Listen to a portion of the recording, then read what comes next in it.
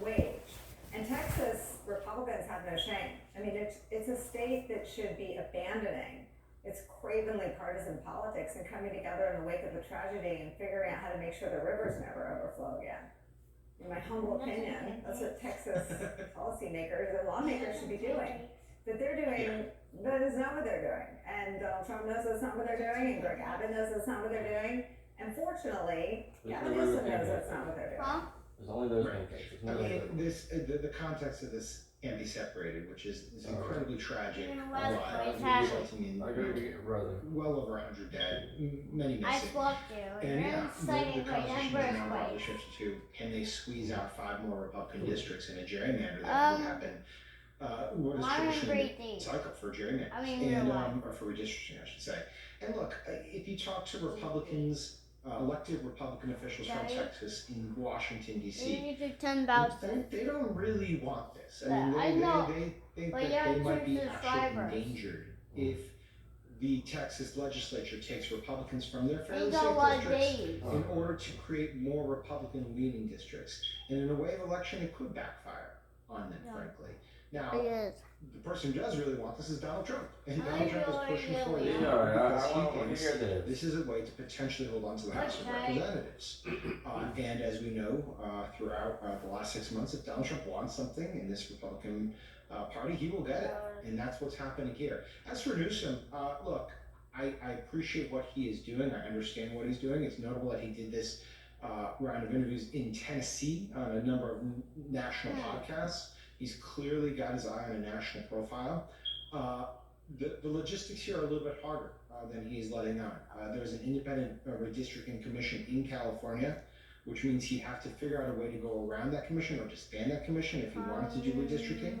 California already is fairly heavily tilted to Democrats, so it's unclear how many more districts you could get out of it. But there are Democratic governors in other Democratic-run states who, if they wanted to really lean in on this, even as just sort of preventative volley against Abbott, they could do it. And that's what Gavin Newsom is actually doing. He's saying, look, I'm not going to play nice if you do this. And I think other Democratic governors probably will come in and echo that point if Texas does go ahead with this.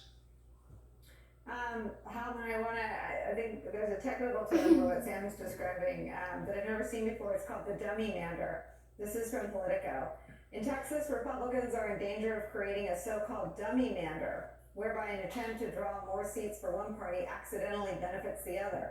Texas's congressional map already heavily favors the GOP, so any changes to further benefit the party would have to walk a careful line.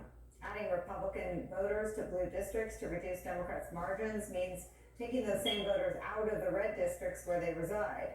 The result is more competitive districts across the board, ones Democrats hope to take advantage of as they harness anti-Trump energy in the midterms. Quote, they're playing a little bit of roulette with these maps. That's Julie Johnson, a Democrat of Texas. In a wave election like what we have a potential opportunity for in 26, I think it makes these Republicans very vulnerable. On immigration, Trump is, for Trump, historically low in terms of approval. On inflation, Trump is where Biden was. Let that sink in, MAGA. On tariffs, which aren't all in effect yet, Trump is below 35%.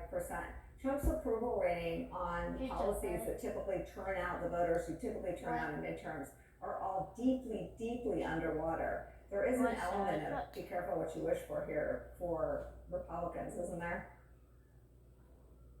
100%, and I think what you're pointing to, Nicole, is the day is coming.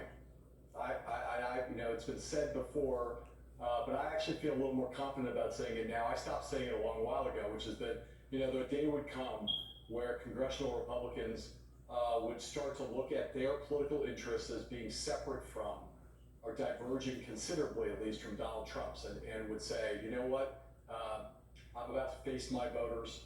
In this midterm election, Donald Trump is now a lame duck. I know there's still some question about what Donald Trump's intentions are related to 2028. There probably will be all the way up till the very last day of 2028, or at least until election day 2028. But if you believe that Trump is not gonna try to stay in office for a third term, I think a lot of Republicans at least profess to believe that he's grooming J.D. Vance. There's a moment that comes where you say, you know what, this makes sense for Trump, doesn't make sense for me. and where Trump's politics start to diverge in a significant way from theirs. And you can see it if you go through all the numbers that you just ticked off right there. Those are the reasons why that day, if those numbers consistently continue in that direction, why that day is going to come sooner rather than later, where Republicans who are running for re-election are going to have to say, you know what, we love you, Donald Trump, love you for everything you're for. You've made America great again.